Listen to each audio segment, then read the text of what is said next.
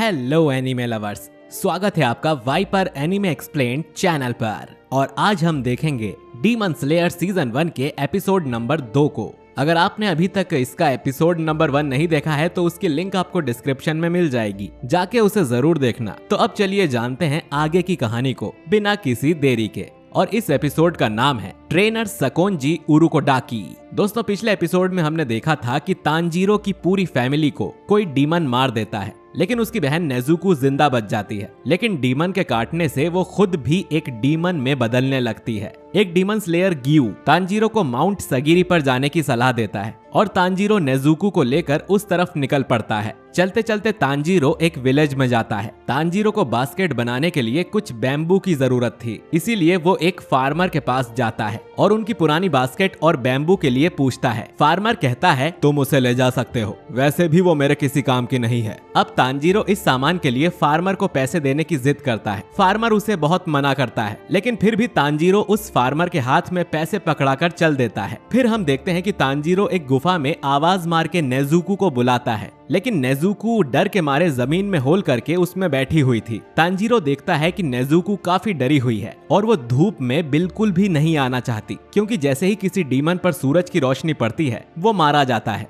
पर तांजीरो उस बास्केट को रिपेयर करता है। तांजीरो चाहता था कि नेजुको इस बास्केट के अंदर बैठ जाए ताकि वो उसे कंधे पर उठाकर दिन में भी अपना सफर जारी रख सके। तांजीरो नेजुको से पूछता है कि क्या तुम इस बास्केट में आ सकती हो, लेकिन ऐसा लगता है कि नेजुको कुछ समझ नहीं पा रही थी। और फिर नेजुको जब उस बास्केट में जाती है तो बास्केट छोटी पड़ जाती है। फिर तांजीरो कहता है कि नेजुको, तुम्हें याद है जैसे तुम पिछली रात को बड़ी हो गई थी, क्या तुम इसका ऑपोजिट करके छोटी हो सकती हो? और ये तरीका काम भी कर जाता है और नेजुको अपने शरीर को छोटा करके बास्केट में फिट हो जाती है। इसके बाद तांजीरो उस बास्केट को उठाकर चलने लगता है। आगे रास्ते में तांजीरो को एक औरत दिखाई देती है जो तांजीरो को माउंट सगिरी तक जाने का रास्ता बताती है और ये भी कि उन्हें रात में सफर नहीं करना चाहिए, क्योंकि इस इलाके में पहले ही कई लोग लापता हो चुके हैं। ये सुन के तांजीरो कहता है कि मैं अपना ख्याल रख लूंगा, आपका शुक्रिया। कुछ देर बाद रात हो जाती है और जंगल में चलते चलते नेजुको और तांजीरो को एक टेम्पल दिखता है जहाँ पे लाइट जल रही होती है। फिर तांजीरो उस टेम्पल में जाने का फैसला लेता है, लेकिन तभी तांजीरो को खून की स्मेल आती है। वो घबरा जाता है और नेजुको का हाथ पकड़ के टेम्पल की तरफ भागता है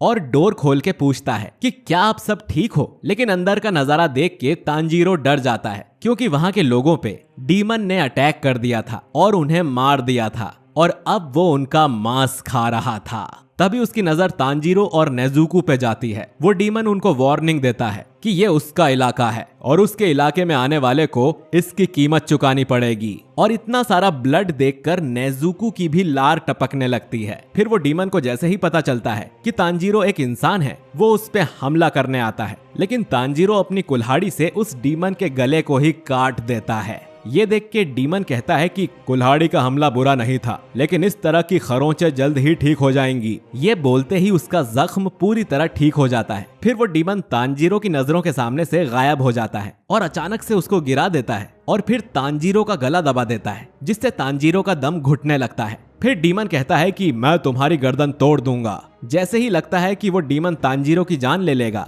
तभी नेजुको भागती हुई यहाँ आती है और उछल के ऐसी लात मारती है कि उस डीमन की गर्दन दूर जाके गिरती है। बिना सिर का डीमन देख के तांजीरो और भी डर जाता है, लेकिन वो डीमन अभी भी मरा नहीं था। तभी नेजुको एक लात मारती है और उस डीमन की सरकटी बॉडी भी पेड़ से टकरा जाती है। इसके बाद डीमन कहता है कि तुम दोनों में से एक डीमन है, मुझे शुरू में ही अजीब सा महसूस हुआ था। वो नेजुको से पूछता है कि वो डीमन होकर इंसान के साथ क्या कर रही है। फिर डीमन अपनी बॉडी से नेजुको पे हमला करता है और डीमन नेजुको को पीटने लगता है। ये देख के तांजीरो कुल्हाड़ी उठा के उस डीमन को रोकने के लिए जाता है, लेकिन डीमन का सर, जिसमें अब 2 हाथ निकले हुए हैं, वो तांजीरो पर हमला करता है। तांजीरो परेशान हो जाता है कि अब वो क्या करे। फिर तांजीरो गुस्से में उस डीमन के सर पे अपने सर से टक्कर मारता है और तांजीरो के हमले का असर भी हो रहा था। फिर तांजीरो अपने सर से एक और हमला करने के बाद कुल्हाड़ी पेड़ पे फेंक देता है, जिसमें डीमन का सर और हाथ फंस जाते हैं। उसके बाद तांजीरो नेजुको को बचाने के लिए जाता है। ढूंढते ढूंढते नेजुको मिल जाती है। फिर तांजीरो देखता है कि उस डीमन ने नेजुको की हालत खराब कर दी है। ये देख के तांजीरो को गुस्सा आ जाता है और वो उस डीमन को धक्का देता है, लेकिन अनजाने में वो खुद भी एक ऊंची पहाड़ी से नीचे गिरने लगता है। लेकिन नेजुको जल्दी से तांजीरो का हाथ पकड़ लेती है और डीमन की बॉडी नीचे गिरने के बाद उस डीमन का सर बेहोश हो जाता है। अब तांजीरो उस डीमन के पास जाके खंजर निकालता है और सोचता है कि इस डीमन की स्मेल अलग है। ये वो डीमन नहीं था जिसने मेरे घर वालों को मारा, लेकिन इस डीमन को मारना होगा। अगर नहीं मारा तो ये और भी मासूम लोगों का ऐसे ही शिकार करेगा। तांजीरो खंजर उठाता है और हिम्मत जुटाता है, लेकिन वो उस डीमन को नहीं मार पा रहा था। तभी एक शख्स वहां आता है जो अपने चेहरे पर एक लाल कलर का मास्क पहने हुए था। वो तांजीरो से कहता है कि इस हथियार से तुम इस डीमन को मार नहीं पाओगे, और वो एक बड़े से पत्थर की ओर इशारा करता है। ये सुन के तांजीरो समझ जाता है कि उसे पत्थर से मारकर उस डीमन का सर कुचलना होगा। लेकिन फिर से वही होता है जो पहले हुआ, यानी कि तांजीरो हिम्मत नहीं कर पा रहा था क्योंकि उसने आज तक किसी को भी नहीं मारा था। और वो शख्स तांजीरो से डिसअपॉइंट हो जाता है और सोचने लगता है कि ये लड़का दयालु है, आखिर डीमन के सामने होके भी ये ऐसा क्यों है। तभी हम देखते हैं कि डीमन जाग जाता है और सोचने लगता है कि क्या मेरा शरीर मर गया है। उसके बाद वो तांजीरो को अपने सामने खड़ा देख गुस्सा हो जाता है और उस पे भड़कने लगता है और तांजीरो को मारने की धमकी देता है। लेकिन कुछ देर में सुबह हो जाती है और सूरज निकलने लगता है और धूप की किरण पड़ते ही वो डीमन जल के राख हो जाता है। फिर तांजीरो नेजुको को ढूंढने लगता है क्योंकि वो आसपास नहीं थी। वो भागता हुआ टेंपल में जाता है तो वो देखता है कि नेजुको पहले ही बास्केट के अंदर बैठ गई थी। इसके बाद तांजीरो देखता है कि उस मास्क वाले शख्स ने उन मरे हुए लोगों को दफना दिया था। इसके बाद ये शख्स अपना नाम बताता है। उसका नाम है सकोंजी उरुकोडाकी। ये वही शख्स है जिसको तांजीरो ढूंढ रहा था। आगे सकोंजी कहता है कि गियू टोमियोका ने तुम्हें यहाँ भेजा है। तांजीरो हाँ कहता है और उसे अपना और नेजुको का नाम बताता है। तांजीरो और कुछ कहने वाला था, तभी सकोंजी बोलता है कि तांजीरो तुम क्या करोगे जब तुम्हारी बहन इंसानों को खाना शुरू कर देगी। तांजीरो ये सुन के चौंक जाता है और सोच में पड़ जाता है कि अब क्या जवाब दिया जाए। तभी सकोंजी तांजीरो को एक जोरदार थप्पड़ मारता है और बोलता है कि तुम मेरी बात का जवाब इसीलिए नहीं दे पाए क्योंकि तुम्हारी फैसला लेने की शक्ति स्लो है, इसीलिए तुम सुबह होने तक एक डीमन को नहीं मार पाए। तांजीरो उसकी बात काफी ध्यान से सुनता है। फिर सकोंजी कहता है कि जब तुम्हारी बहन इंसानों को खाना शुरू करेगी तो तुम दो काम कर सकते हो, पहला कि अपनी बहन को मार दो, या दूसरा काम अपना पेट काट कर मर जाओ, क्योंकि अपनी डीमन में बदली हुई बहन को साथ लेकर घूमने का यही मतलब है। लेकिन तांजीरो सकोंजी से वादा करता है कि नेजुको की वजह से कभी किसी मासूम की जान नहीं जाएगी। इसके बाद सकोंजी कहता है कि अब मैं तुम्हारा टेस्ट लूंगा